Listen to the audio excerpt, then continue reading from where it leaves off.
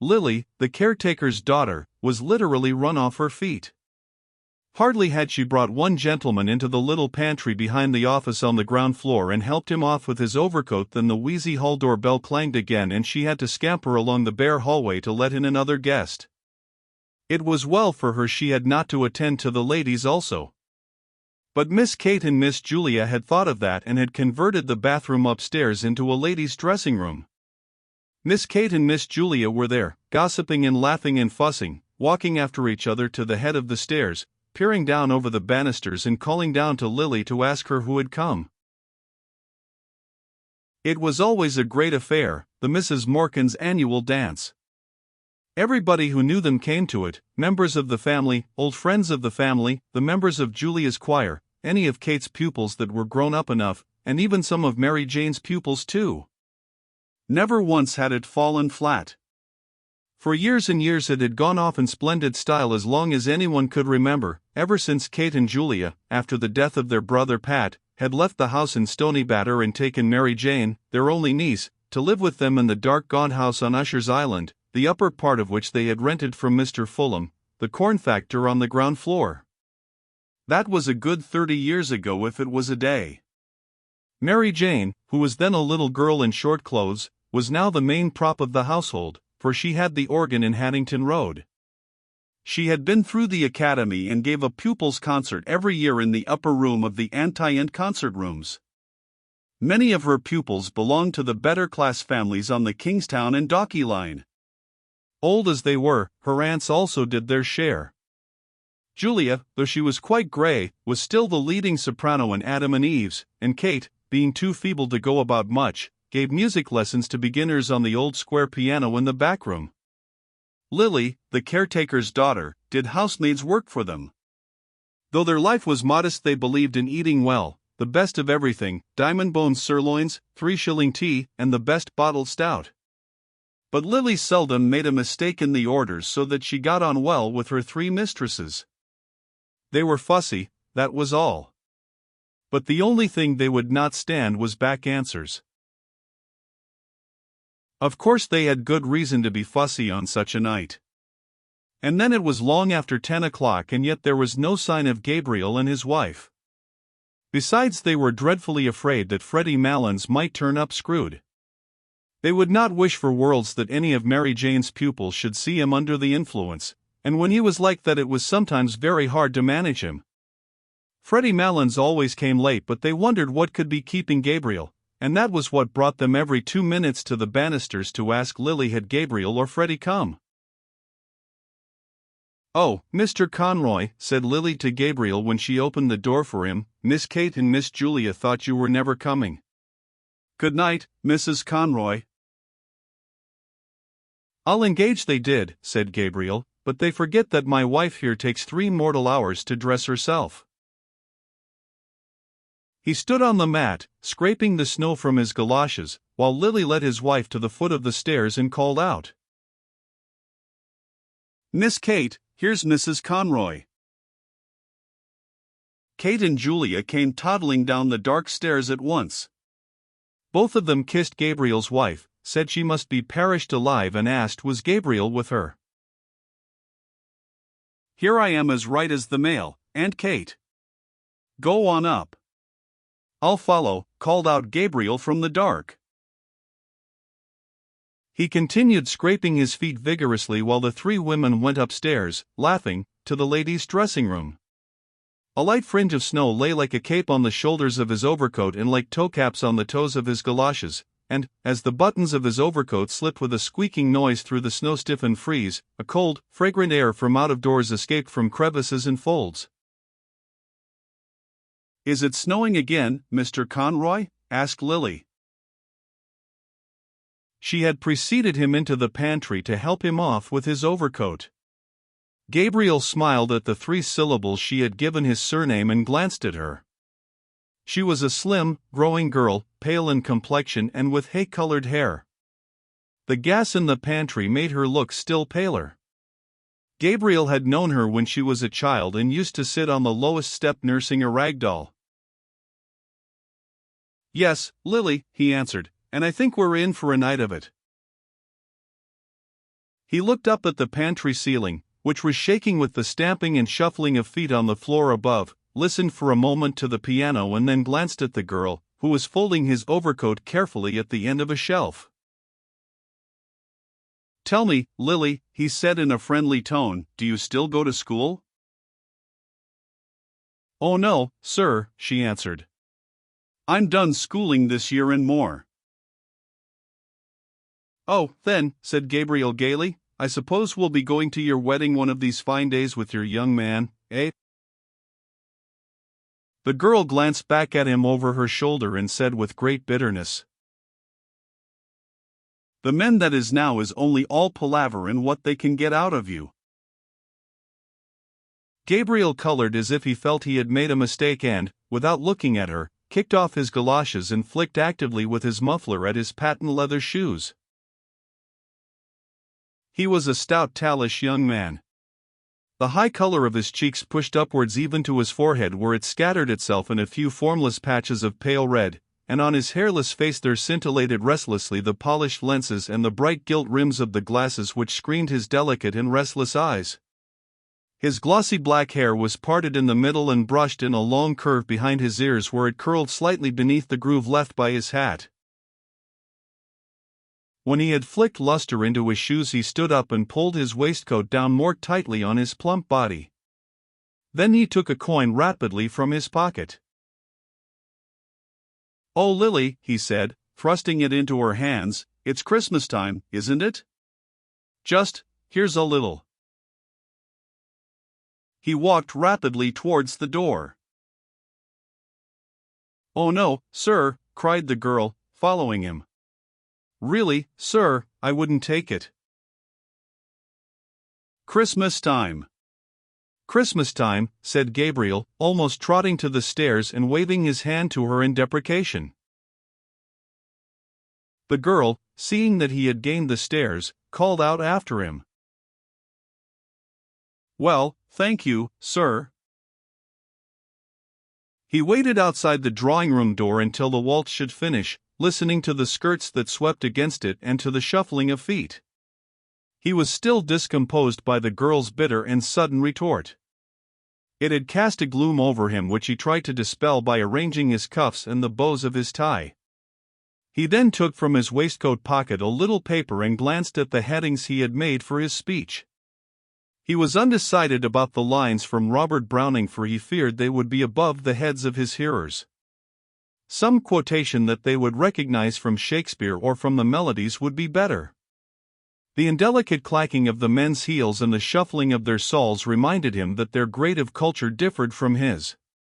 He would only make himself ridiculous by quoting poetry to them which they could not understand.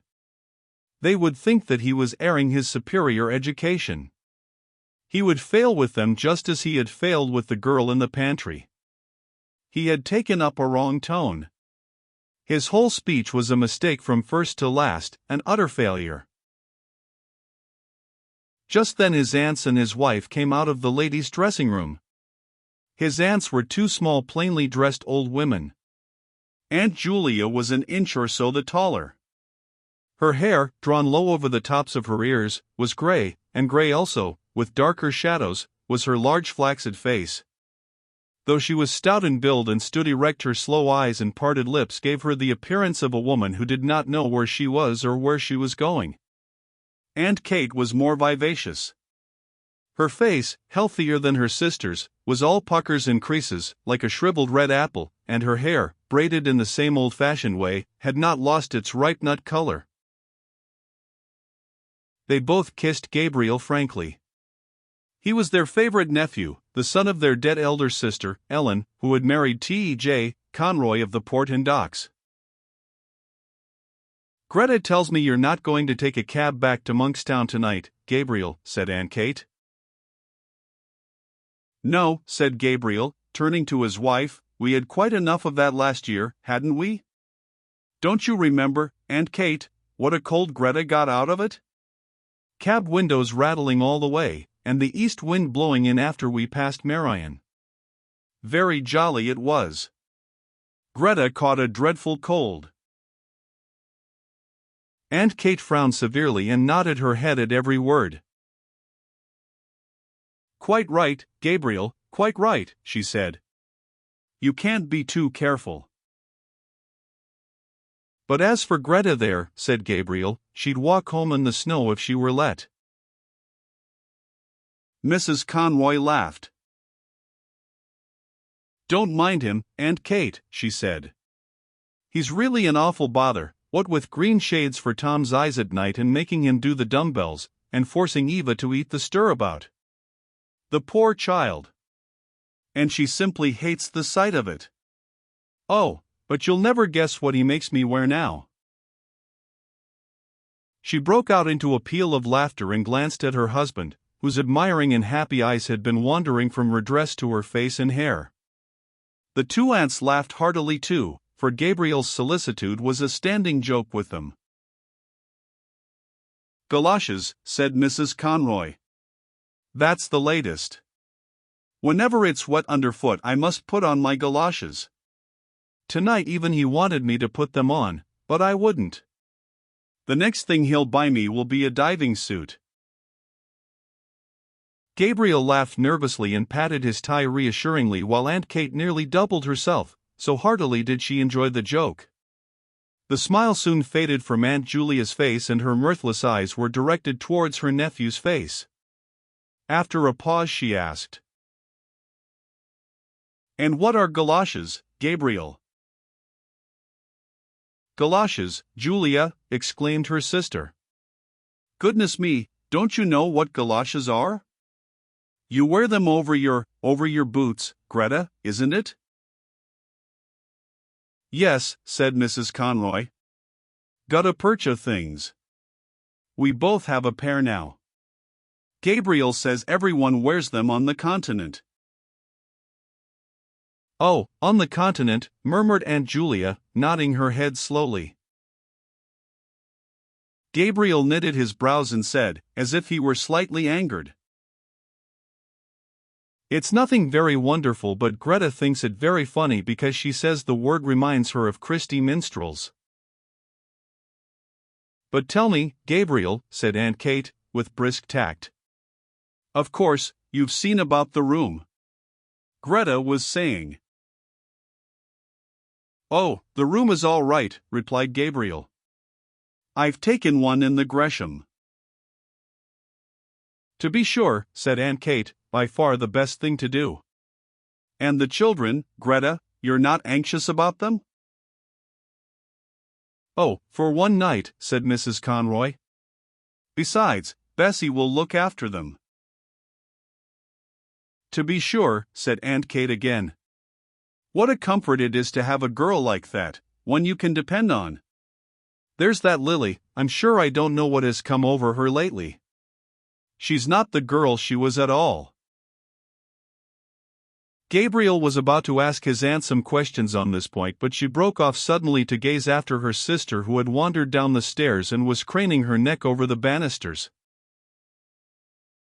"Now, I ask you," she said almost testily, "where is Julia going? Julia! Julia! Where are you going?" Julia, who had gone halfway down one flight, came back and announced blandly, "Here's Freddie." At the same moment a clapping of hands and a final flourish of the pianist told that the waltz had ended. The drawing-room door was opened from within and some couples came out. Aunt Kate drew Gabriel aside hurriedly and whispered into his ear, "Slip down, Gabriel, like a good fellow, and see if he's all right, and don't let him up if he's screwed. I'm sure he's screwed. I'm sure he is." Gabriel went to the stairs and listened over the banisters. He could hear two persons talking in the pantry. Then he recognized Freddie Malon's laugh. He went down the stairs noisily. "It's such a relief," said Aunt Kate to Mrs. Conroy, "that Gabriel is here. I always feel easier in my mind when he's here. Julia, there's Miss Daly and Miss Power will take some refreshment. Thanks for your beautiful waltz, Miss Daly. It made lovely time." A tall wizen-faced man, with a stiff grizzled mustache and swarthy skin, who was passing out with his partner, said, "And may we have some refreshment, too, Miss Morkan?" "Julia," said Aunt Kate summarily, "and here's Mr. Brown and Miss Furlong. Take them in, Julia, with Miss Daly and Miss Power." "I'm the man for the ladies," said Mr. Brown, pursing his lips until his mustache bristled and smiling in all his wrinkles. "You know, Miss Morkan, the reason they are so fond of me is—" He did not finish his sentence, but, seeing that Aunt Kate was out of earshot, at once led the three young ladies into the back room. The middle of the room was occupied by two square tables placed end to end, and on these Aunt Julia and the caretaker were straightening and smoothing a large cloth. On the sideboard were arrayed dishes and plates, and glasses, and bundles of knives and forks and spoons. The top of the closed square piano served also as a sideboard for viands and sweets. At a smaller sideboard in one corner 2 young men were standing, drinking hop bitters. Mr. Brown led his charges thither and invited them all, in jest, to some ladies' punch, hot, strong and sweet. As they said they never took anything strong, he opened 3 bottles of lemonade for them. Then he asked one of the young men to move aside, and, taking hold of the decanter, filled out for himself a goodly measure of whiskey. The young men eyed him respectfully while he took a trial sip. "God help me," he said, smiling, "it's the doctor's orders." His wizened face broke into a broader smile, and the 3 young ladies laughed in musical echo to his pleasantry, swaying their bodies to and fro, with nervous jerks of their shoulders. The boldest said, "Oh, now, Mr. Brown, I'm sure the doctor never ordered anything of the kind." Mr. Brown took another sip of his whiskey and said, with sidling mimicry, "Well, you see, I'm like the famous Mrs. Cassidy, who was reported to have said, 'Now, Mary Grimes, if I don't take it, make me take it, for I feel I want it.'" His hot face had leaned forward a little too confidentially, and he had assumed a very low Dublin accent, so that the young ladies, with one instinct, received his speech in silence.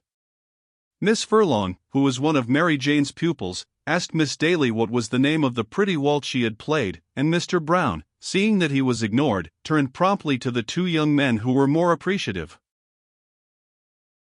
A red-faced young woman, dressed in pansy, came into the room, excitedly clapping her hands and crying, "Quadrilles! Quadrilles!" Close on her heels came Aunt Kate, crying, "2 gentlemen and 3 ladies, Mary Jane." "Oh, here's Mr. Bergen and Mr. Kerrigan," said Mary Jane. "Mr. Kerrigan, will you take Miss Power? Miss Furlong, may I get you a partner, Mr. Bergen?" "Oh, that'll just do now." "3 ladies, Mary Jane," said Aunt Kate. The 2 young gentlemen asked the ladies if they might have the pleasure, and Mary Jane turned to Miss Daly. "Oh, Miss Daly, you're really awfully good, after playing for the last 2 dances, but really we're so short of ladies tonight." "I don't mind in the least, Miss Morkan. But I've a nice partner for you, Mr. Bartell Darcy, the tenor. I'll get him to sing later on. All Dublin is raving about him." lovely voice," said Aunt Kate. As the piano had twice begun the prelude to the first figure, Mary Jane led her recruits quickly from the room. They had hardly gone when Aunt Julia wandered slowly into the room, looking behind her at something. "What is the matter, Julia?" asked Aunt Kate anxiously. "Who is it?" Julia, who was carrying in a column of table napkins, turned to her sister and said, simply, as if the question had surprised her, "It's only Freddie, Kate, and Gabriel with him." In fact, right behind her Gabriel could be seen piloting Freddie Malins across the landing. The latter, a young man of about 40, was of Gabriel's size and build, with very round shoulders. His face was fleshy and pallid, touched with color only at the thick hanging lobes of his ears and at the wide wings of his nose. He had coarse features, a blunt nose, a convex and receding brow, tumid and protruded lips. His heavy-lidded eyes and the disorder of his scanty hair made him look sleepy. He was laughing heartily in a high key at a story which he had been telling Gabriel on the stairs and at the same time rubbing the knuckles of his left fist backwards and forwards into his left eye. "Good evening, Freddie," said Aunt Julia. Freddie Malins bade the Misses Morkan good evening in what seemed an offhand fashion by reason of the habitual catch in his voice, and then, seeing that Mr. Brown was grinning at him from the sideboard, crossed the room on rather shaky legs and began to repeat in an undertone the story he had just told to Gabriel. "He's not so bad, is he?" said Aunt Kate to Gabriel. Gabriel's brows were dark, but he raised them quickly and answered, "Oh, no, hardly noticeable." "Now, isn't he a terrible fellow?" she said. "And his poor mother made him take the pledge on New Year's Eve. But come on, Gabriel, into the drawing room." Before leaving the room with Gabriel, she signaled to Mr. Brown by frowning and shaking her forefinger in warning to and fro. Mr. Brown nodded in answer and, when she had gone, said to Freddie Malins, "Now, then, Teddy, I'm going to fill you out a good glass of lemonade just to buck you up." Freddie Malins, who was nearing the climax of his story, waved the offer aside impatiently, but Mr. Brown, having first called Freddie Malins' attention to a disarray in his dress, filled out and handed him a full glass of lemonade. Freddie Malins' left hand accepted the glass mechanically, his right hand being engaged in the mechanical readjustment of his dress. Mr. Brown, whose face was once more wrinkling with mirth, poured out for himself a glass of whiskey while Freddie Malins exploded, before he had well reached the climax of his story, in a kink of high-pitched bronchitic laughter and, setting down his untasted and overflowing glass, began to rub the knuckles of his left fist backwards and forwards into his left eye, repeating words of his last phrase as well as his fit of laughter would allow him. Gabriel could not listen while Mary Jane was playing her Academy piece, full of runs and difficult passages, to the hushed drawing-room. He liked music, but the piece she was playing had no melody for him, and he doubted whether it had any melody for the other listeners, though they had begged Mary Jane to play something. For young men, who had come from the refreshment room to stand in the doorway at the sound of the piano, had gone away quietly in couples after a few minutes. The only persons who seemed to follow the music were Mary Jane herself, her hands racing along the keyboard or lifted from it at the pauses like those of a priestess in momentary imprecation, and Aunt Kate standing at her elbow to turn the page. Gabriel's eyes, irritated by the floor, which glittered with beeswax under the heavy chandelier, wandered to the wall above the piano. A picture of the balcony scene in Romeo and Juliet hung there, and beside it was a picture of the two murdered princes in the tower which Aunt Julia had worked in red, blue and brown wools when she was a girl. Probably in the school they had gone to as girls that kind of work had been taught for 1 year. His mother had worked for him as a birthday present a waistcoat of purple tabinet, with little foxes' heads upon it, lined with brown satin and having round mulberry buttons. It was strange that his mother had had no musical talent, though Aunt Kate used to call her the brains carrier of the Morkan family. Both she and Julia had always seemed a little proud of their serious and matronly sister. Her photograph stood before the pierglass. She held an open book on her knees and was pointing out something in it to Constantine, who, dressed in a man-o'-war suit, lay at her feet. It was she who had chosen the name of her sons, for she was very sensible of the dignity of family life. Thanks to her, Constantine was now senior curate in Balbriggan and, thanks to her, Gabriel himself had taken his degree in the Royal University. A shadow passed over his face as he remembered her sullen opposition to his marriage. Some slighting phrases she had used still rankled in his memory. She had once spoken of Greta as being country cute, and that was not true of Greta at all. It was Greta who had nursed her during all her last long illness in their house at Monkstown. He knew that Mary Jane must be near the end of her piece, for she was playing again the opening melody with runs of scales after every bar, and while he waited for the end the resentment died down in his heart. The piece ended with a trill of octaves in the treble and a final deep octave in the bass. Great applause greeted Mary Jane as, blushing and rolling up her music nervously, she escaped from the room. The most vigorous clapping came from the 4 young men in the doorway who had gone away to the refreshment room at the beginning of the piece but had come back when the piano had stopped. Lancers were arranged. Gabriel found himself partnered with Miss Ivors. She was a frank-mannered, talkative young lady, with a freckled face and prominent brown eyes. She did not wear a low-cut bodice, and the large brooch which was fixed in the front of her collar bore on it an Irish device and motto. When they had taken their places, she said abruptly, "I have a crow to pluck with you." "With me," said Gabriel. She nodded her head gravely. "What is it?" asked Gabriel, smiling at her solemn manner.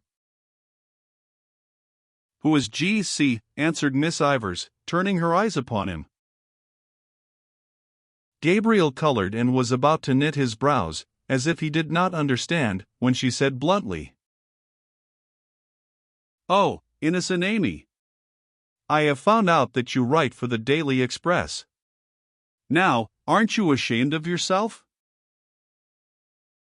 "Why should I be ashamed of myself?" asked Gabriel, blinking his eyes and trying to smile.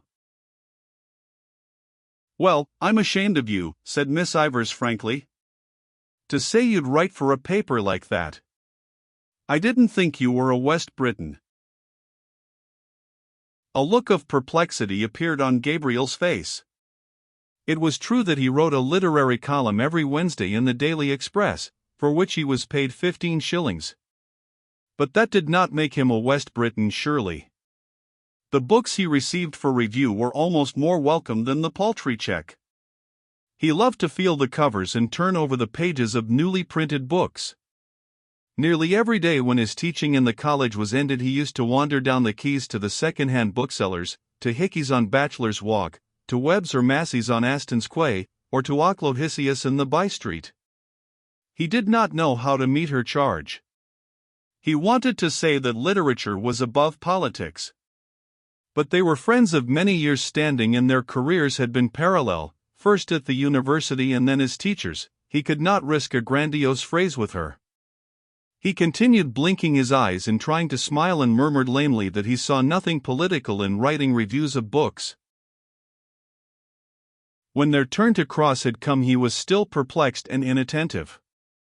Miss Ivors promptly took his hand in a warm grasp and said in a soft, friendly tone, "Of course, I was only joking. Come, we cross now." When they were together again, she spoke of the university question, and Gabriel felt more at ease. A friend of hers had shown her his review of Browning's poems. That was how she had found out the secret, but she liked the review immensely. Then she said suddenly, "Oh, Mr. Conroy, will you come for an excursion to the Aran Isles this summer? We're going to stay there a whole month. It will be splendid out in the Atlantic. You ought to come. Mr. Clancy is coming, and Mr. Kilkelly and Kathleen Kearney.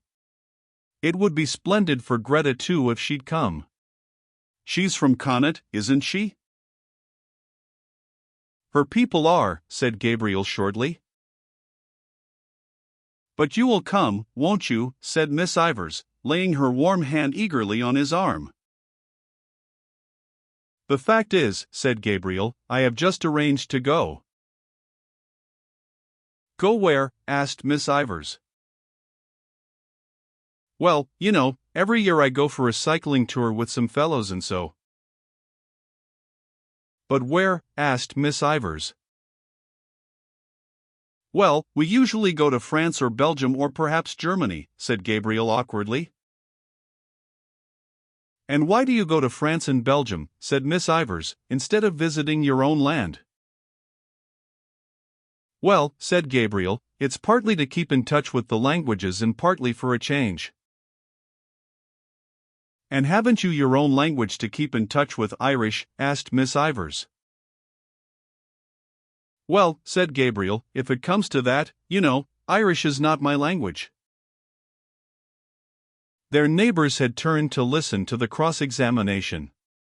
Gabriel glanced right and left nervously and tried to keep his good humor under the ordeal which was making a blush invade his forehead.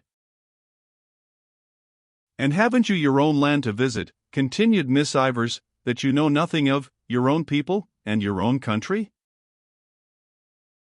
Oh, to tell you the truth, retorted Gabriel suddenly, I'm sick of my own country, sick of it. Why? Asked Miss Ivors. Gabriel did not answer, for his retort had heated him. Why? Repeated Miss Ivors. They had to go visiting together and, as he had not answered her, Miss Ivors said warmly, Of course, you've no answer. Gabriel tried to cover his agitation by taking part in the dance with great energy. He avoided her eyes, for he had seen a sour expression on her face. But when they met in the long chain, he was surprised to feel his hand firmly pressed.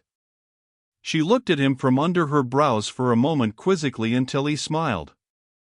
Then, just as the chain was about to start again, she stood on tiptoe and whispered into his ear. West Britain. When the Lancers were over, Gabriel went away to a remote corner of the room where Freddie Malon's mother was sitting. She was a stout, feeble old woman with white hair. Her voice had a catch in it like her son's, and she stuttered slightly. She had been told that Freddie had come and that he was nearly all right. Gabriel asked her whether she had had a good crossing. She lived with her married daughter in Glasgow and came to Dublin on a visit once a year. She answered placidly that she had had a beautiful crossing and that the captain had been most attentive to her. She spoke also of the beautiful house her daughter kept in Glasgow, and of all the friends they had there. While her tongue rambled on, Gabriel tried to banish from his mind all memory of the unpleasant incident with Miss Ivors. Of course the girl or woman, or whatever she was an enthusiast, but there was a time for all things. Perhaps he ought not to have answered her like that. But she had no right to call him a West Briton before people, even in joke. She had tried to make him ridiculous before people, heckling him and staring at him with her rabbit's eyes. He saw his wife making her way towards him through the waltzing couples. When she reached him, she said into his ear, Gabriel, Aunt Kate wants to know, won't you carve the goose as usual? Miss Daly will carve the ham and I'll do the pudding. All right, said Gabriel. She's sending in the younger ones first as soon as this waltz is over, so that we'll have the table to ourselves. Were you dancing? Asked Gabriel. Of course I was. Didn't you see me? What row had you with Molly Ivors? No row. Why? Did she say so? Something like that. I'm trying to get that Mr. Darcy to sing. He's full of conceit, I think. There was no row, said Gabriel moodily, only she wanted me to go for a trip to the west of Ireland and I said I wouldn't. His wife clasped her hands excitedly and gave a little jump. Oh, do go, Gabriel, she cried. I'd love to see Galway again. You can go if you like, said Gabriel coldly. She looked at him for a moment, then turned to Mrs. Malins and said, There's a nice husband for you, Mrs. Malins. While she was threading her way back across the room, Mrs. Malins, without adverting to the interruption, went on to tell Gabriel what beautiful places there were in Scotland and beautiful scenery. Her son-in-law brought them every year to the lakes and they used to go fishing. Her son-in-law was a splendid fisher. One day he caught a beautiful big fish and the man in the hotel cooked it for their dinner. Gabriel hardly heard what she said. Now that supper was coming near, he began to think again about his speech and about the quotation. When he saw Freddie Malins coming across the room to visit his mother, Gabriel left the chair free for him and retired into the embrasure of the window. The room had already cleared, and from the back room came the clatter of plates and knives. Those who still remained in the drawing room seemed tired of dancing and were conversing quietly in little groups. Gabriel's warm, trembling fingers tapped the cold pane of the window. How cool it must be outside! How pleasant it would be to walk out alone, first along by the river and then through the park. The snow would be lying on the branches of the trees and forming a bright cap on the top of the Wellington Monument. How much more pleasant it would be there than at the supper table! He ran over the headings of his speech: Irish hospitality, sad memories, the three graces, Paris, the quotation from Browning. He repeated to himself a phrase he had written in his review: one feels that one is listening to a thought-tormented music. Miss Ivors had praised the review. Was she sincere? Had she really any life of her own behind all her propagandism? There had never been any ill feeling between them until that night. It unnerved him to think that she would be at the supper table, looking up at him while he spoke with her critical, quizzing eyes. Perhaps she would not be sorry to see him fail in his speech. An idea came into his mind and gave him courage. He would say, alluding to Aunt Kate and Aunt Julia, "Ladies and gentlemen, the generation which is now on the wane among us may have had its faults, but for my part one think it had certain qualities of hospitality, of humor, of humanity, which the new and very serious and hyper-educated generation that is growing up around us seems to me to lack." Very good, that was one for Miss Ivors. What did he care that his aunts were only two ignorant old women? A murmur in the room attracted his attention. Mr. Brown was advancing from the door, gallantly escorting Aunt Julia, who leaned upon his arm, smiling and hanging her head. An irregular musketry of applause escorted her also as far as the piano, and then, as Mary Jane seated herself on the stool, and Aunt Julia, no longer smiling, half turned so as to pitch her voice fairly into the room, gradually ceased. Gabriel recognized the prelude. It was that of an old song of Aunt Julia's, arrayed for the bridal. Her voice, strong and clear in tone, attacked with great spirit the runs which embellished the air, and though she sang very rapidly she did not miss even the smallest of the grace notes. To follow the voice, without looking at the singer's face, was to feel and share the excitement of swift and secure flight. Gabriel applauded loudly with all the others at the close of the song, and loud applause was borne in from the invisible supper table. It sounded so genuine that a little color struggled into Aunt Julia's face as she bent to replace in the music stand the old leather-bound songbook that had her initials on the cover.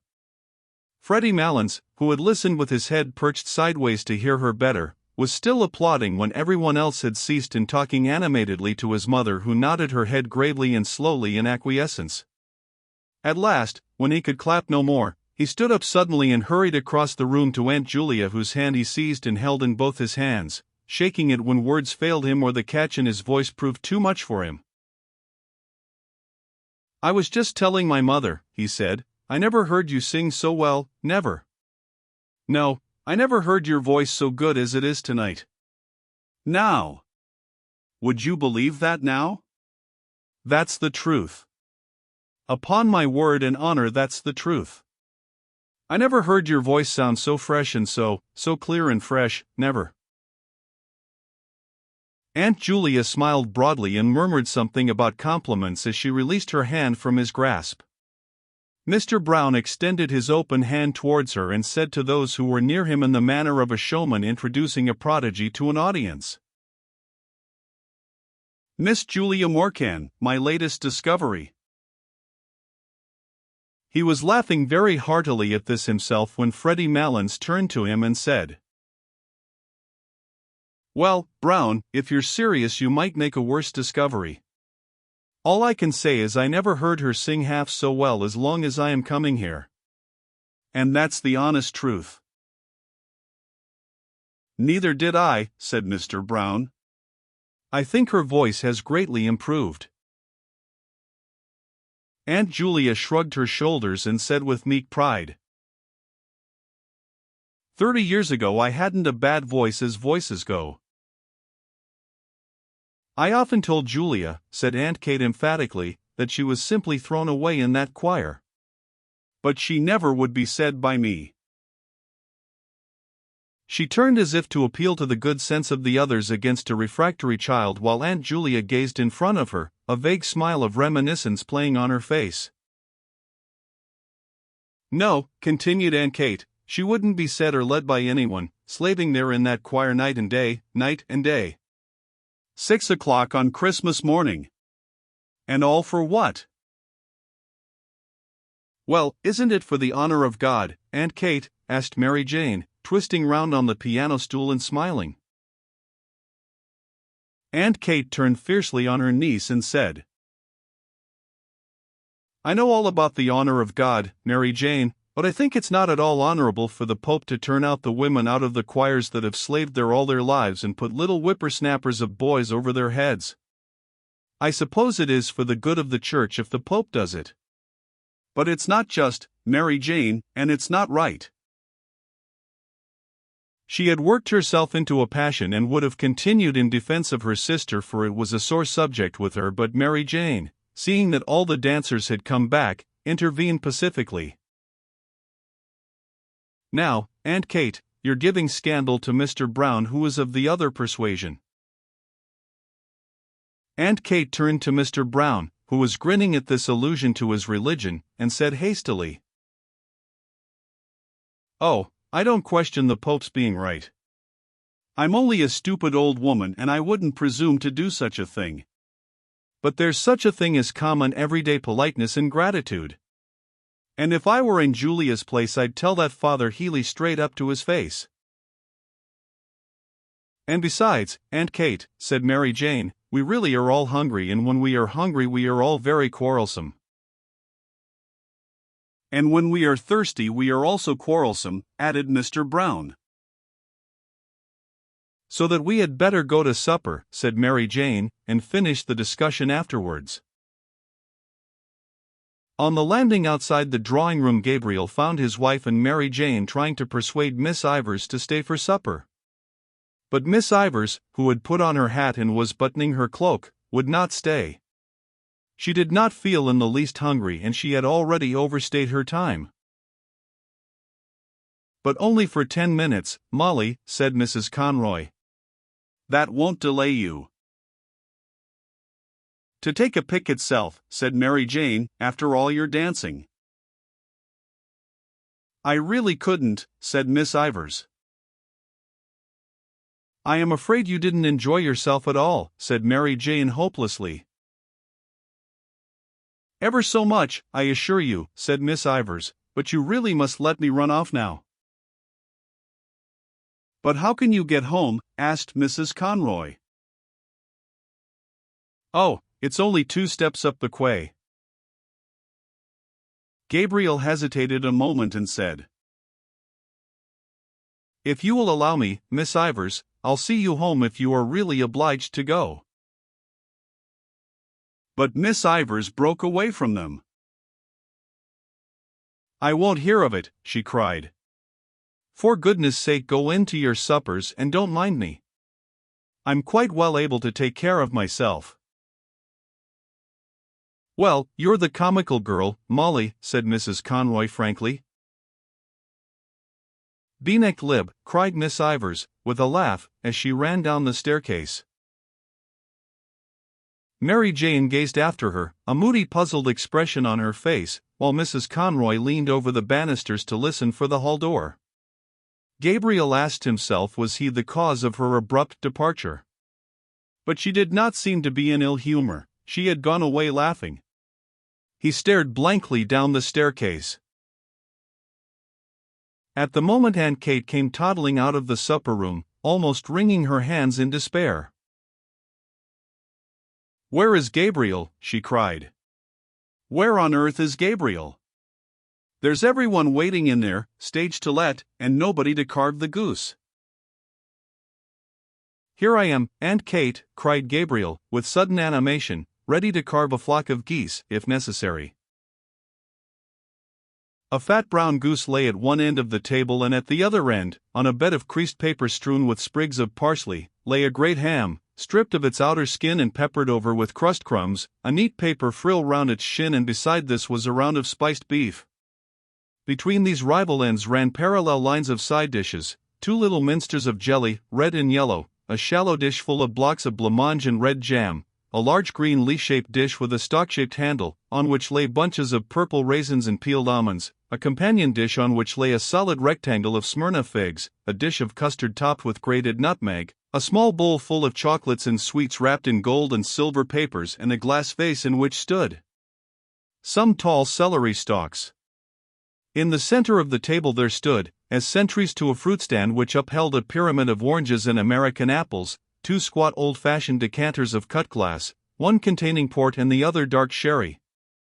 On the closed square piano a pudding in a huge yellow dish lay in waiting, and behind it were 3 squads of bottles of stout and ale and minerals, drawn up according to the colors of their uniforms, the first 2 black, with brown and red labels, the third and smallest squad white, with transverse green sashes. Gabriel took his seat boldly at the head of the table and, having looked to the edge of the carver, plunged his fork firmly into the goose. He felt quite at ease now, for he was an expert carver and liked nothing better than to find himself at the head of a well-laden table. "Miss Furlong, what shall I send you?" he asked. "A wing or a slice of the breast?" "Just a small slice of the breast." "Miss Higgins, what for you?" "Oh, anything at all, Mr. Conroy." While Gabriel and Miss Daly exchanged plates of goose and plates of ham and spiced beef, Lily went from guest to guest with a dish of hot floury potatoes wrapped in a white napkin. This was Mary Jane's idea, and she had also suggested applesauce for the goose, but Aunt Kate had said that plain roast goose without any applesauce had always been good enough for her, and she hoped she might never eat worse. Mary Jane waited on her pupils and saw that they got the best slices, and Aunt Kate and Aunt Julia opened and carried across from the piano bottles of stout and ale for the gentlemen and bottles of minerals for the ladies. There was a great deal of confusion and laughter and noise, the noise of orders and counter-orders, of knives and forks, of corks and glass stoppers. Gabriel began to carve second helpings as soon as he had finished the first round without serving himself. Everyone protested loudly, so that he compromised by taking a long draught of stout, for he had found the carving hot work. Mary Jane settled down quietly to her supper, but Aunt Kate and Aunt Julia were still toddling round the table, walking on each other's heels, getting in each other's way and giving each other unheeded orders. Mr. Brown begged of them to sit down and eat their suppers, and so did Gabriel, but they said they were time enough, so that, at last, Freddie Malins stood up and, capturing Aunt Kate, plumped her down on her chair amid general laughter. When everyone had been well served, Gabriel said, smiling,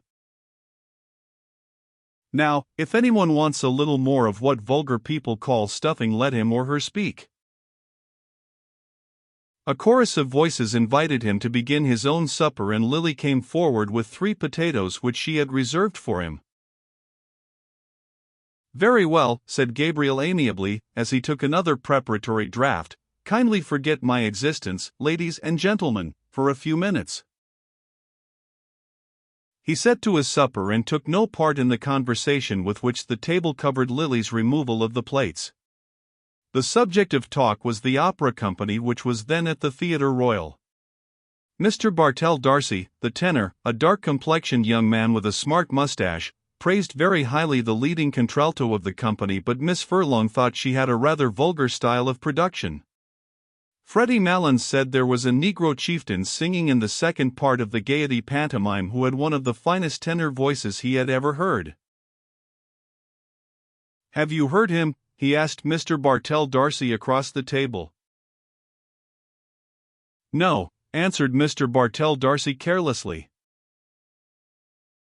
"Because," Freddie Malins explained, "now I'd be curious to hear your opinion of him.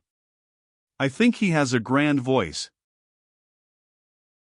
"It takes Teddy to find out the really good things," said Mr. Brown familiarly to the table. And why couldn't he have a voice too? Asked Freddie Malins sharply. Is it because he's only a black? Nobody answered this question, and Mary Jane led the table back to the legitimate opera. One of her pupils had given her a pass for Mignon. Of course it was very fine, she said, but it made her think of poor Georgina Burns. Mr. Brown could go back farther still, to the old Italian companies that used to come to Dublin: Nitikians, Ilma de Murska, Campanini, the great Trebelli, Giglini, Ravelli, Aramburo. Those were the days, he said, when there was something like singing to be heard in Dublin. He told too of how the top gallery of the Old Royal used to be packed night after night, of how one night an Italian tenor had sung 5 encores to Let Me Like a Soldier Fall, introducing a high C every time, and of how the gallery boys would sometimes in their enthusiasm unyoke the horses from the carriage of some great prima donna and pull her themselves through the streets to her hotel. Why did they never play the grand old operas now, he asked, Dinora, Lucrezia Borgia.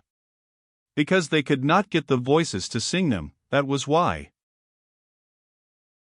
Oh, well, said Mr. Bartell D'Arcy, I presume there are as good singers today as there were then. Where are they? Asked Mr. Brown defiantly. In London, Paris, Milan, said Mr. Bartell D'Arcy warmly. I suppose Caruso, for example, is quite as good, if not better than any of the men you have mentioned. Maybe so, said Mr. Brown. But I may tell you I doubt it strongly. Oh, I'd give anything to hear Caruso sing, said Mary Jane. For me, said Aunt Kate, who had been picking a bone, there was only one tenor. To please me, I mean. But I suppose none of you ever heard of him. Who was he, Miss Morkan? Asked Mr. Bartell D'Arcy politely. His name, said Aunt Kate, was Parkinson. I heard him when he was in his prime, and I think he had then the purest tenor voice that was ever put into a man's throat. Strange, said Mr. Bartell D'Arcy. I never even heard of him. Yes, Miss Morkan is right, said Mr. Brown. I remember hearing of old Parkinson, but he's too far back for me. A beautiful, pure, sweet, mellow English tenor, said Aunt Kate with enthusiasm. Gabriel having finished, the huge pudding was transferred to the table. The clatter of forks and spoons began again. Gabriel's wife served out spoonfuls of the pudding and passed the plates down the table. Midway down they were held up by Mary Jane, who replenished them with raspberry or orange jelly or with blancmange and jam. The pudding was of Aunt Julia's making, and she received praises for it from all quarters. She herself said that it was not quite brown enough. Well, I hope, Miss Morkan, said Mr. Brown, that I'm brown enough for you because, you know, I'm all brown. All the gentlemen, except Gabriel, ate some of the pudding out of compliment to Aunt Julia. As Gabriel never ate sweets, the celery had been left for him. Freddie Malins also took a stalk of celery and ate it with his pudding. He had been told that celery was a capital thing for the blood, and he was just then under doctor's care. Mrs. Malins, who had been silent all through the supper, said that her son was going down to Mount Melleray in a week or so. The table then spoke of Mount Melleray, how bracing the air was down there, how hospitable the monks were, and how they never asked for a penny piece from their guests. And do you mean to say, asked Mr. Brown incredulously, that a chap can go down there and put up there as if it were a hotel and live on the fat of the land and then come away without paying anything? Oh, most people give some donation to the monastery when they leave, said Mary Jane. I wish we had an institution like that in our church, said Mr. Brown candidly. He was astonished to hear that the monks never spoke, got up at 2 in the morning and slept in their coffins. He asked what they did it for. That's the rule of the order, said Aunt Kate firmly. Yes, but why? Asked Mr. Brown.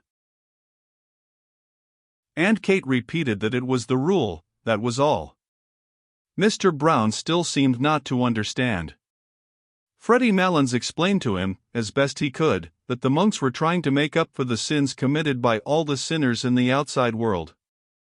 The explanation was not very clear, for Mr. Brown grinned and said, "I like that idea very much, but wouldn't a comfortable spring bed do them as well as a coffin?" "The coffin," said Mary Jane, "is to remind them of their last end."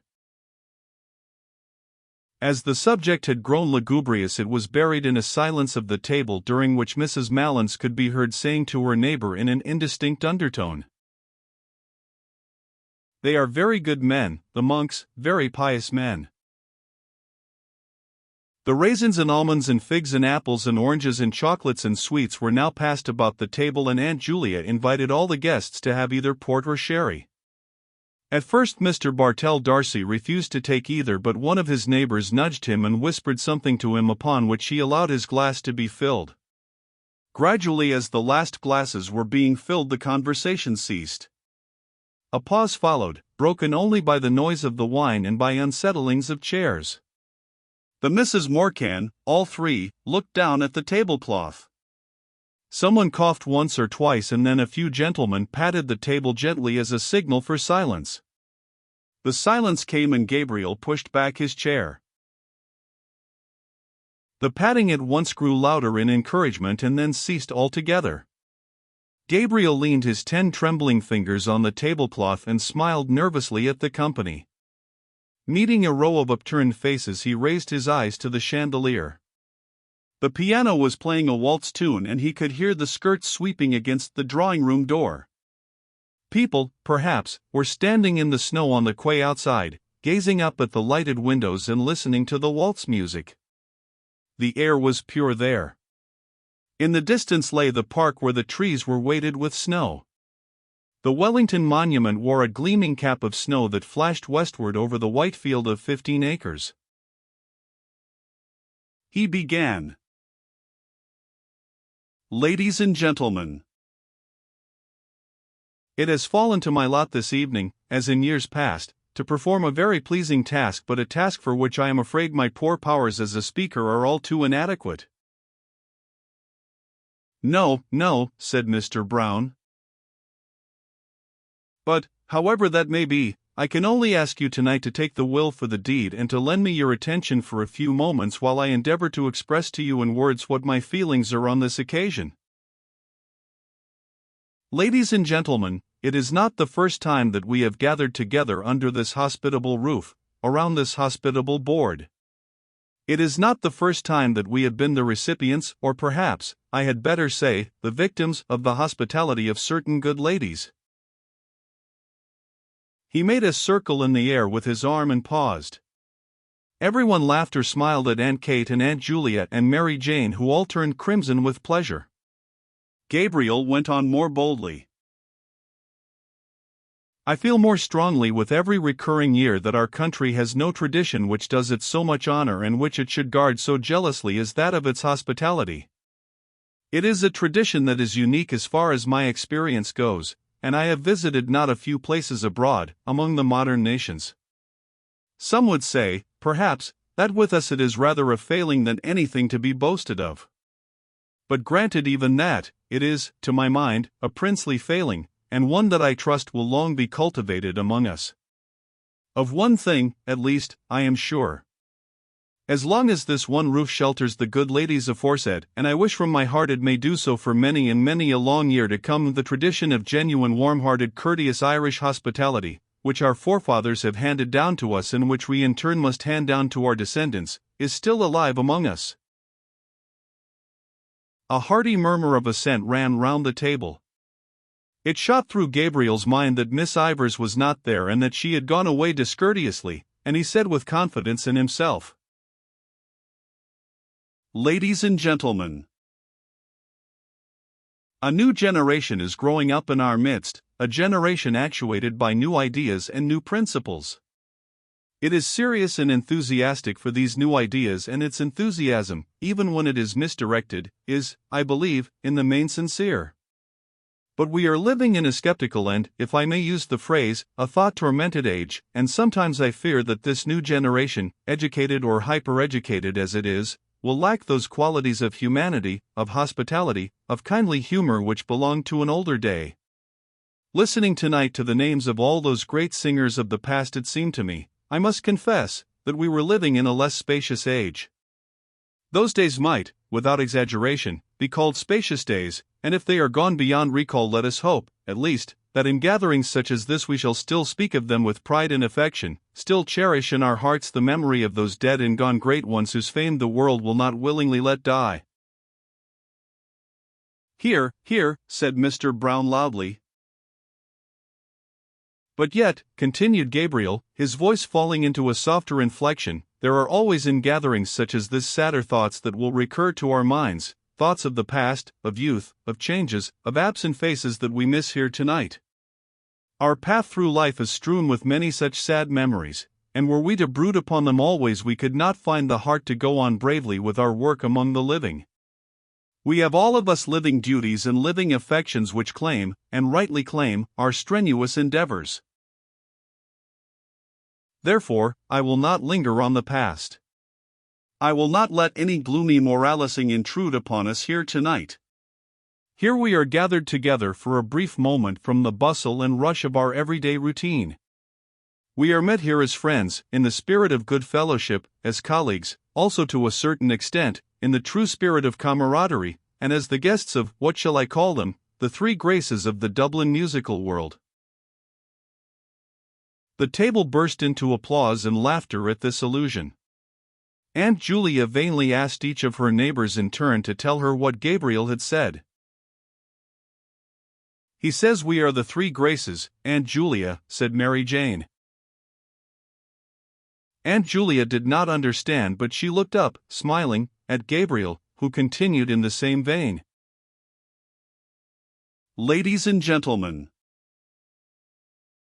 I will not attempt to play tonight the part that Paris played on another occasion. I will not attempt to choose between them. The task would be an invidious one and one beyond my poor powers. For when I view them in turn, whether it be our chief hostess herself, whose good heart, whose too good heart, has become a byword with all who know her, or her sister, who seems to be gifted with perennial youth and whose singing must have been a surprise and a revelation to us all tonight, or, last but not least, when I consider our youngest hostess, talented, cheerful, hard-working and the best of nieces, I confess, ladies and gentlemen, that I do not know to which of them I should award the prize." Gabriel glanced down at his aunts and, seeing the large smile on Aunt Julia's face and the tears which had risen to Aunt Kate's eyes, hastened to his close. He raised his glass of port gallantly, while every member of the company fingered a glass expectantly, and said loudly, "Let us toast them all three together. Let us drink to their health, wealth, long life, happiness and prosperity, and may they long continue to hold the proud and self-won position which they hold in their profession and the position of honor and affection which they hold in our hearts." All the guests stood up, glass in hand, and turning towards the three seated ladies, sang in unison, with Mr. Brown as leader. "For they are jolly gay fellows, for they are jolly gay fellows, for they are jolly gay fellows, which nobody can deny." Aunt Kate was making frank use of her handkerchief, and even Aunt Julia seemed moved. Freddie Malins beat time with his pudding fork, and the singers turned towards one another, as if in melodious conference, while they sang with emphasis. "Unless he tells a lie, unless he tells a lie." Then, turning once more towards their hostesses, they sang, "For they are jolly gay fellows, for they are jolly gay fellows, for they are jolly gay fellows, which nobody can deny." The acclamation which followed was taken up beyond the door of the supper-room by many of the other guests and renewed time after time, Freddie Malins acting as officer with his fork on high. The piercing morning air came into the hall where they were standing, so that Aunt Kate said, "Close the door, somebody. Mrs. Malins will get her death of cold." Brown is out there, Aunt Kate, said Mary Jane. Brown is everywhere, said Aunt Kate, lowering her voice. Mary Jane laughed at her tone. Really, she said archly, he is very attentive. He has been laid on here like the gas, said Aunt Kate in the same tone, all during the Christmas. She laughed herself this time good-humoredly and then added quickly. But tell him to come in, Mary Jane, and close the door. I hope to goodness he didn't hear me. At that moment the hall door was opened and Mr. Brown came in from the doorstep, laughing as if his heart would break. He was dressed in a long green overcoat with mock astrakhan cuffs and collar and wore on his head an oval fur cap. He pointed down the snow-covered quay from where the sound of shrill prolonged whistling was borne in. Teddy will have all the cabs in Dublin out, he said. Gabriel advanced from the little pantry behind the office, struggling into his overcoat and, looking round the hall, said, Greta not down yet? She's getting on her things, Gabriel, said Aunt Kate. Who's playing up there? Asked Gabriel. Nobody. They're all gone. Oh no, Aunt Kate, said Mary Jane. Bartell Darcy and Miss O'Callaghan aren't gone yet. Someone is fooling at the piano anyhow, said Gabriel. Mary Jane glanced at Gabriel and Mr. Brown and said with a shiver, It makes me feel cold to look at you two gentlemen muffled up like that. I wouldn't like to face your journey home at this hour. I'd like nothing better this minute, said Mr. Brown stoutly, than a rattling fine walk in the country or a fast drive with a good spanking goer between the shafts. We used to have a very good horse and trap at home, said Aunt Julia sadly. The never-to-be-forgotten Johnny, said Mary Jane, laughing. Aunt Kate and Gabriel laughed too. Why, what was wonderful about Johnny? Asked Mr. Brown. The late lamented Patrick Morcan, our grandfather, that is, explained Gabriel, commonly known in his later years as the old gentleman, was a glue boiler. Oh now, Gabriel, said Aunt Kate, laughing, he had a starch mill. Well, glue or starch, said Gabriel, the old gentleman had a horse by the name of Johnny. And Johnny used to work in the old gentleman's mill, walking round and round in order to drive the mill. That was all very well, but now comes the tragic part about Johnny. One fine day the old gentleman thought he'd like to drive out with the quality to a military review in the park. The Lord have mercy on his soul, said Aunt Kate compassionately. Amen, said Gabriel. So the old gentleman, as I said, harnessed Johnny and put on his very best tall hat and his very best stock collar and drove out in grand style from his ancestral mansion somewhere near Back Lane, I think. Everyone laughed, even Mrs. Malins, at Gabriel's manner, and Aunt Kate said,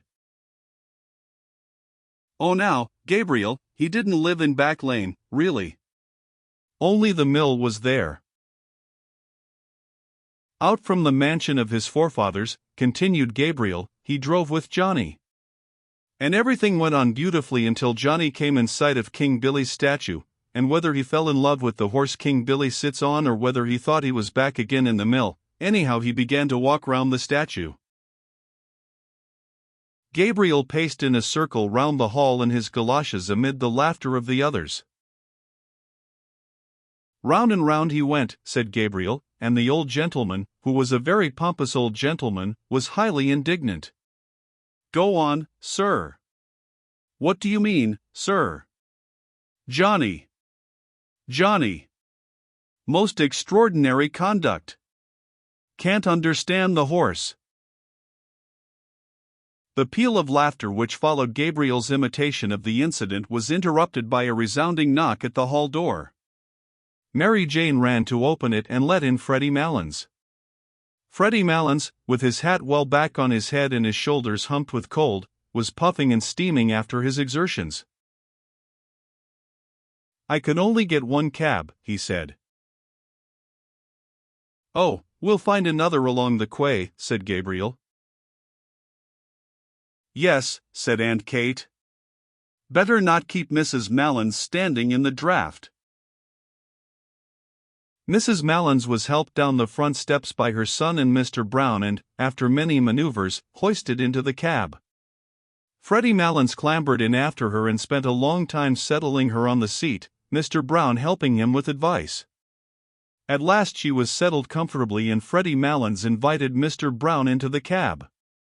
There was a good deal of confused talk, and then Mr. Brown got into the cab. The cabman settled his rug over his knees, and bent down for the address. The confusion grew greater and the cabman was directed differently by Freddie Malins and Mr. Brown, each of whom had his head out through a window of the cab.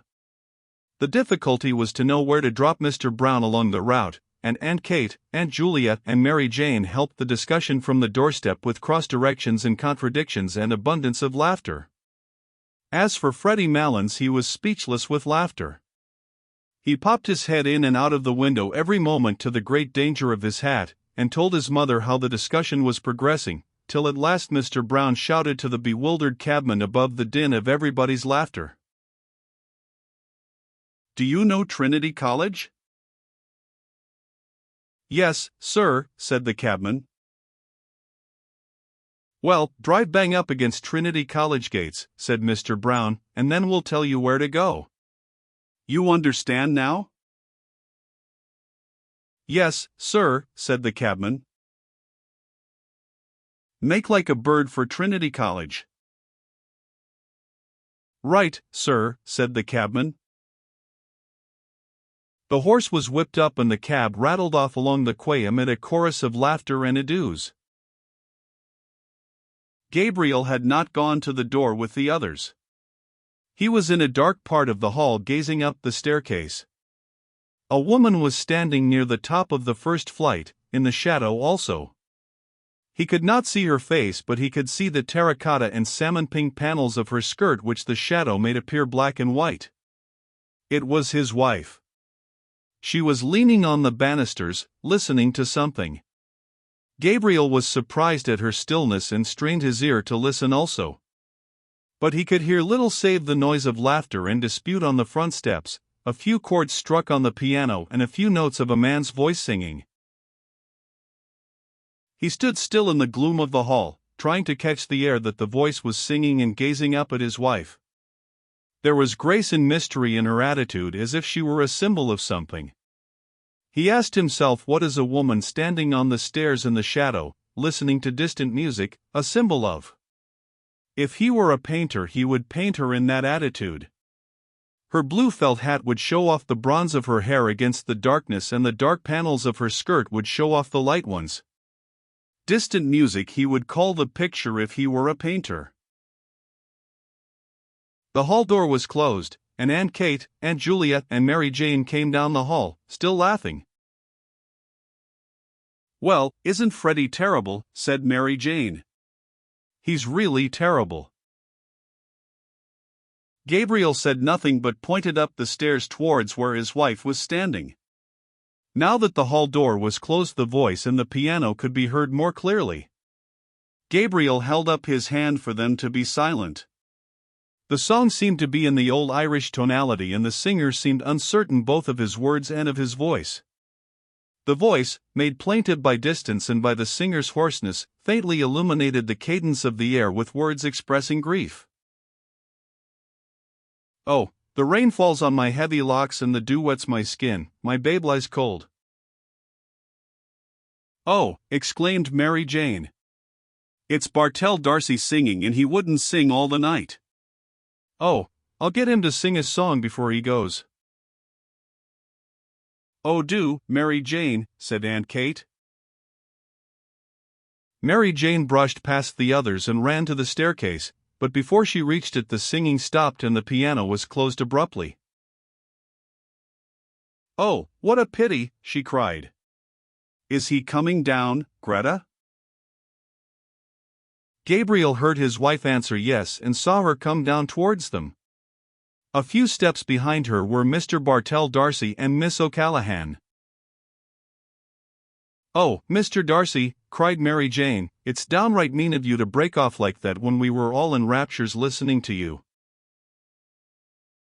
"I have been at him all the evening," said Miss O'Callaghan, "and Mrs. Conroy too, and he told us he had a dreadful cold and couldn't sing."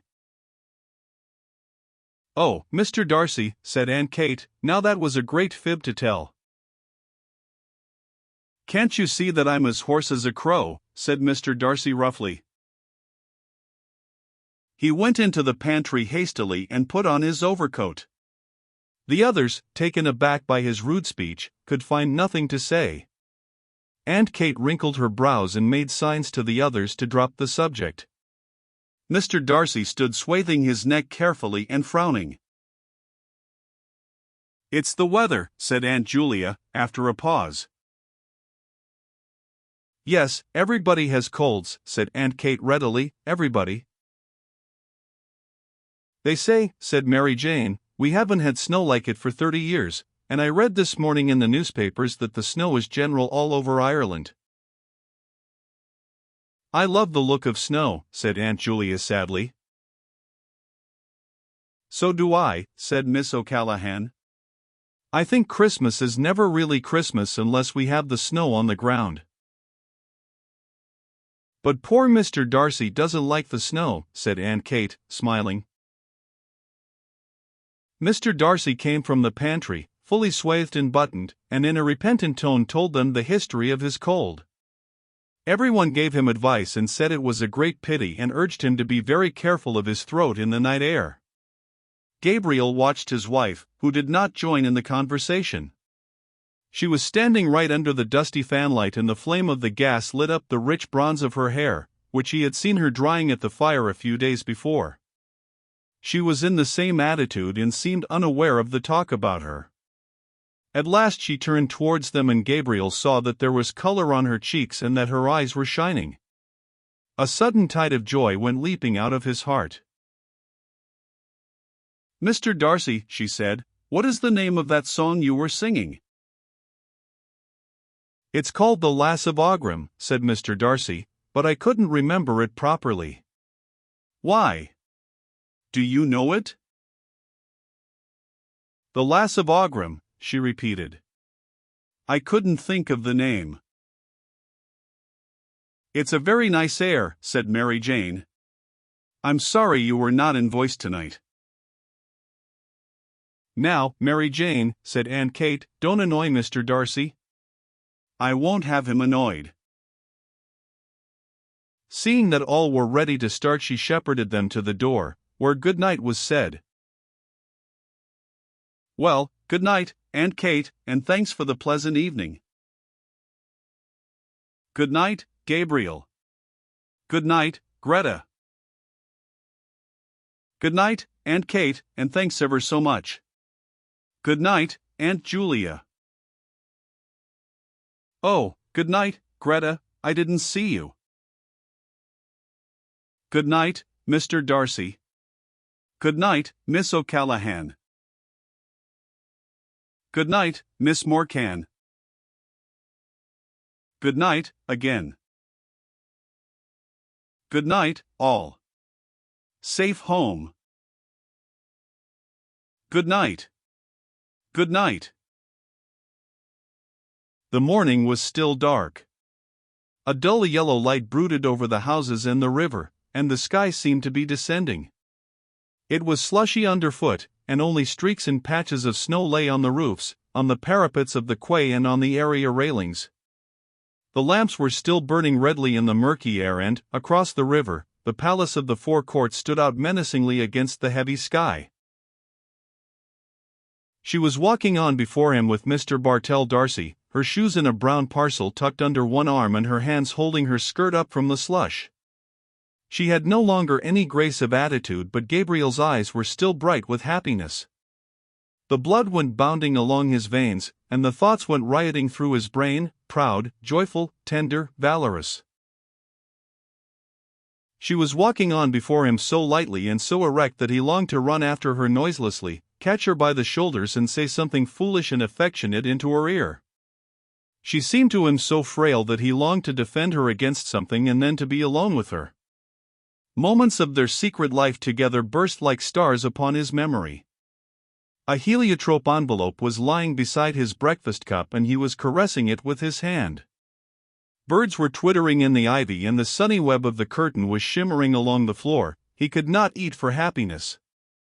They were standing on the crowded platform and he was placing a ticket inside the warm palm of her glove. He was standing with her in the cold, looking in through a grated window at a man making bottles in a roaring furnace. It was very cold. Her face, fragrant in the cold air, was quite close to his, and suddenly he called out to the man at the furnace. "Is the fire hot, sir?" But the man could not hear with the noise of the furnace. It was just as well. He might have answered rudely. A wave of yet more tender joy escaped from his heart and went coursing in warm flood along his arteries. Like the tender fire of stars, moments of their life together, that no one knew of or would ever know of, broke upon and illumined his memory. He longed to recall to her those moments, to make her forget the years of their dull existence together and remember only their moments of ecstasy. For the years, he felt, had not quenched his soul or hers. Their children, his writing, her household cares had not quenched all their soul's tender fire. In one letter that he had written to her then he had said, "Why is it that words like these seem to me so dull and cold? Is it because there is no word tender enough to be your name?" Like distant music, these words that he had written years before were borne towards him from the past. He longed to be alone with her. When the others had gone away, when he and she were in their room in the hotel, then they would be alone together. He would call her softly. "Greta!" Perhaps she would not hear at once, she would be undressing. Then something in his voice would strike her. She would turn and look at him. At the corner of Wine Tavern Street they met a cab. He was glad of its rattling noise as it saved him from conversation. She was looking out of the window and seemed tired.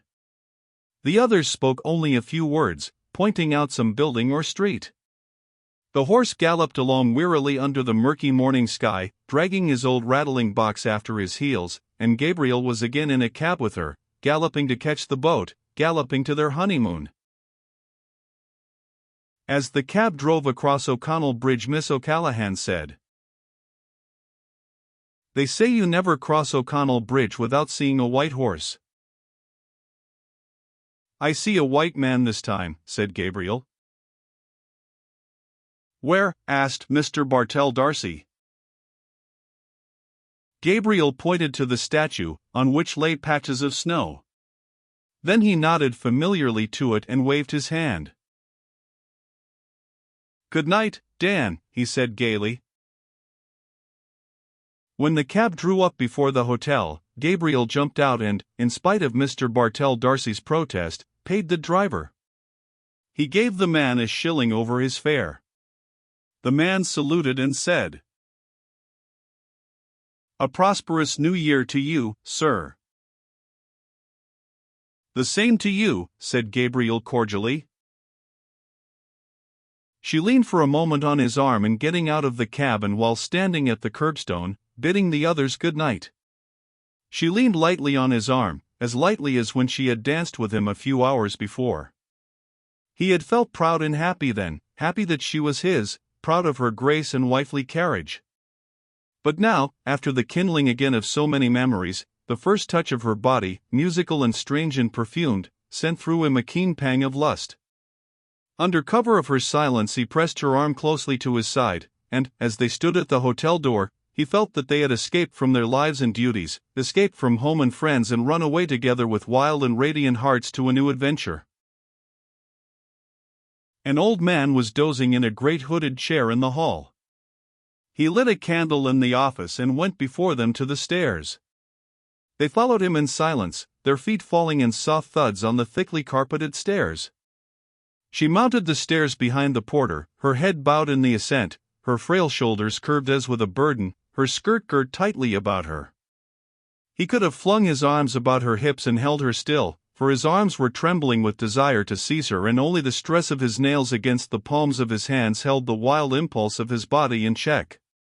The porter halted on the stairs to settle his guttering candle. They halted too on the steps below him. In the silence Gabriel could hear the falling of the molten wax into the tray and the thumping of his own heart against his ribs. The porter led them along a corridor and opened a door. Then he set his unstable candle down on a toilet table and asked at what hour they were to be called in the morning. 8, said Gabriel. The porter pointed to the tap of the electric light and began a muttered apology, but Gabriel cut him short. We don't want any light. We have light enough from the street.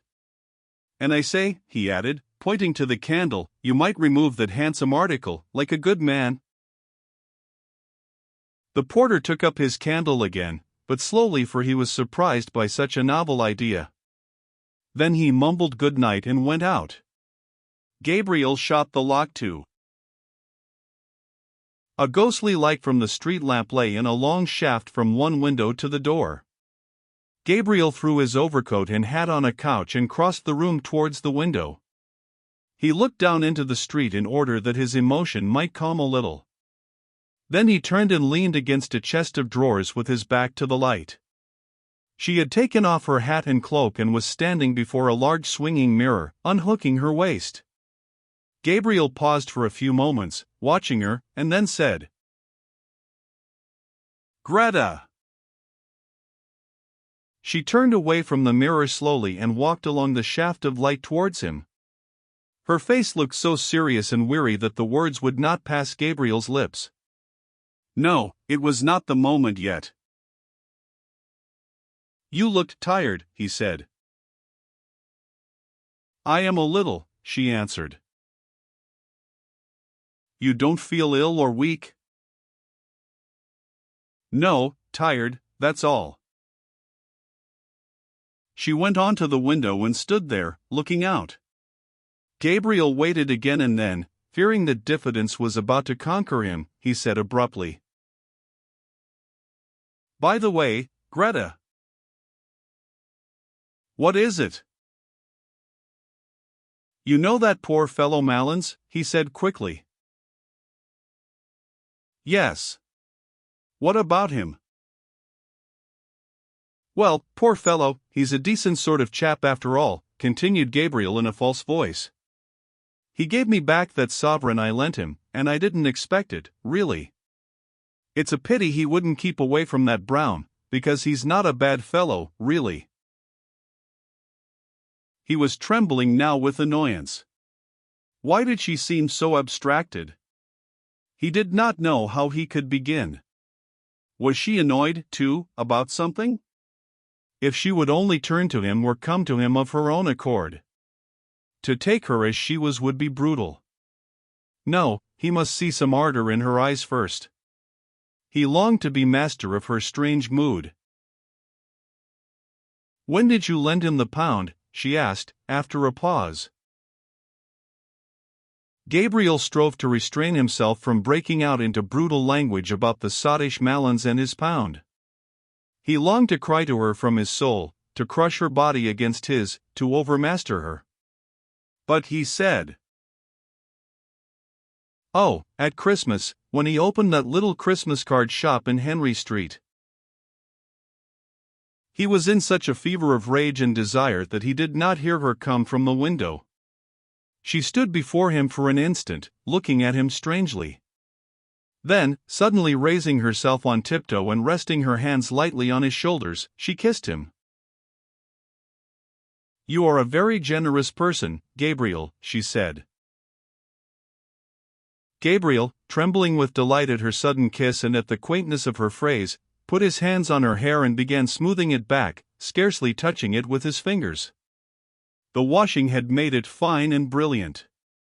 His heart was brimming over with happiness. Just when he was wishing for it, she had come to him of her own accord. Perhaps her thoughts had been running with his. Perhaps she had felt the impetuous desire that was in him, and then the yielding mood had come upon her.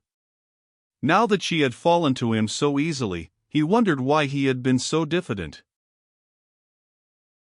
He stood, holding her head between his hands. Then, slipping one arm swiftly about her body and drawing her towards him, he said softly, "Greta, dear, what are you thinking about?" She did not answer nor yield wholly to his arm. He said again, softly, "Tell me what it is, Greta. I think I know what is the matter." "Do I know?" She did not answer at once. Then she said in an outburst of tears, "Oh, I am thinking about that song, The Lass of Aughrim." She broke loose from him and ran to the bed and, throwing her arms across the bedrail, hid her face. Gabriel stood stock-still for a moment in astonishment and then followed her. As he passed in the way of the cheval-glass, he caught sight of himself in full length, his broad, well-filled shirt-front, the face whose expression always puzzled him when he saw it in a mirror, and his glimmering gilt-rimmed eyeglasses. He halted a few paces from her and said, "What about the song? Why does that make you cry?" She raised her head from her arms and dried her eyes with the back of her hand like a child. A kinder note than he had intended went into his voice. "Why, Greta?" he asked. "I am thinking about a person long ago who used to sing that song." "And who was the person long ago?" asked Gabriel, smiling. "It was a person I used to know in Galway when I was living with my grandmother," she said. The smile passed away from Gabriel's face. A dull anger began to gather again at the back of his mind, and the dull fires of his lust began to glow angrily in his veins. "Someone you were in love with?" he asked ironically. "It was a young boy I used to know," she answered, "named Michael Fury. He used to sing that song, The Lass of Aughrim. He was very delicate." Gabriel was silent. He did not wish her to think that he was interested in this delicate boy. "I can see him so plainly," she said after a moment. "Such eyes as he had, big, dark eyes. And such an expression in them, an expression." "Oh, then, you were in love with him," said Gabriel. "I used to go out walking with him," she said, "when I was in Galway." A thought flew across Gabriel's mind. "Perhaps that was why you wanted to go to Galway with that Ivors girl," he said coldly. She looked at him and asked in surprise, "What for?" Her eyes made Gabriel feel awkward. He shrugged his shoulders and said, "How do I know? To see him, perhaps." She looked away from him along the shaft of light towards the window in silence. "He is dead," she said at length. "He died when he was only 17. Isn't it a terrible thing to die so young as that?" "What was he?" asked Gabriel, still ironically. "He was in the gasworks," she said. Gabriel felt humiliated by the failure of his irony and by the evocation of this figure from the dead, a boy in the gasworks. While he had been full of memories of their secret life together, full of tenderness and joy and desire, she had been comparing him in her mind with another. A shameful consciousness of his own person assailed him. He saw himself as a ludicrous figure, acting as a penny boy for his aunts, a nervous, well-meaning sentimentalist, orating to vulgarians and idealizing his own clownish lusts, the pitiable fatuous fellow he had caught a glimpse of in the mirror. Instinctively he turned his back more to the light lest she might see the shame that burned upon his forehead. He tried to keep up his tone of cold interrogation, but his voice when he spoke was humble and indifferent. "I suppose you were in love with this Michael Fury, Greta," he said. "I was great with him at that time," she said. Her voice was veiled and sad. Gabriel, feeling now how vain it would be to try to lead her whither he had purposed, caressed one of her hands and said, also sadly, "And what did he die of so young, Greta? Consumption, was it?" "I think he died for me," she answered. A vague terror seized Gabriel at this answer, as if, at that hour when he had hoped to triumph, some impalpable and vindictive being was coming against him, gathering forces against him in its vague world. But he shook himself free of it with an effort of reason and continued to caress her hand. He did not question her again, for he felt that she would tell him of herself. Her hand was warm and moist. It did not respond to his touch, but he continued to caress it just as he had caressed her first letter to him that spring morning. "It was in the winter," she said, "about the beginning of the winter, when I was going to leave my grandmother's and come up here to the convent. And he was ill at the time in his lodgings in Galway and wouldn't be let out, and his people in Oughterard were written to. He was in decline, they said, or something like that. I never knew rightly." She paused for a moment and sighed. "Poor fellow," she said. "He was very fond of me, and he was such a gentle boy. We used to go out together, walking, you know, Gabriel, like the way they do in the country. He was going to study singing only for his health. He had a very good voice, poor Michael Fury." "Well, and then?" asked Gabriel. "And then when it came to the time for me to leave Galway and come up to the convent, he was much worse and I wouldn't be let see him, so I wrote him a letter saying I was going up to Dublin and would be back in the summer, and hoping he would be better then." She paused for a moment to get her voice under control and then went on. "Then the night before I left I was in my grandmother's house in Nuns Island, packing up, and I heard gravel thrown up against the window. The window was so wet I couldn't see, so I ran downstairs as I was and slipped out the back into the garden, and there was the poor fellow at the end of the garden, shivering." "And did you not tell him to go back?" asked Gabriel. "I implored of him to go home at once and told him he would get his death in the rain. But he said he did not want to live. I can see his eyes as well. He was standing at the end of the wall where there was a tree." "And did he go home?" asked Gabriel. "Yes, he went home. And when I was only a week in the convent he died, and he was buried in Oughterard, where his people came from. Oh, the day I heard that he was dead."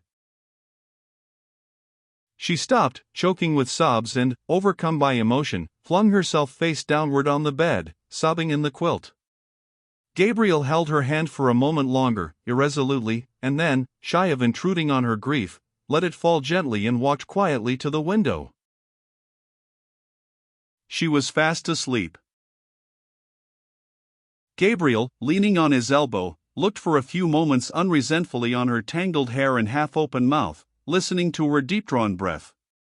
So she had had that romance in her life, a man had died for her sake. It hardly pained him now to think how poor a part he, her husband, had played in her life. He watched her while she slept as though he and she had never lived together as man and wife. His curious eyes rested long upon her face and on her hair, and, as he thought of what she must have been then, in that time of her first girlish beauty, a strange, friendly pity for her entered his soul. He did not like to say even to himself that her face was no longer beautiful, but he knew that it was no longer the face for which Michael Fury had braved death. Perhaps she had not told him all the story. His eyes moved to the chair over which she had thrown some of her clothes. A petticoat string dangled to the floor. One boot stood upright, its limp upper fallen down, the fellow of it lay upon its side.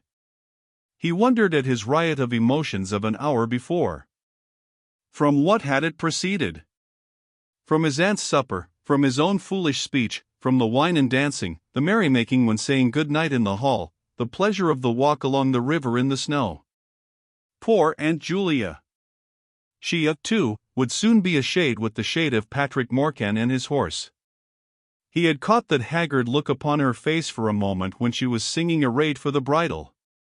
Soon, perhaps, he would be sitting in that same drawing-room, dressed in black, his silk hat on his knees. The blinds would be drawn down and Aunt Kate would be sitting beside him, crying and blowing her nose and telling him how Julia had died. He would cast about in his mind for some words that might console her, and would find only lame and useless ones. Yes, that would happen very soon. The air of the room chilled his shoulders.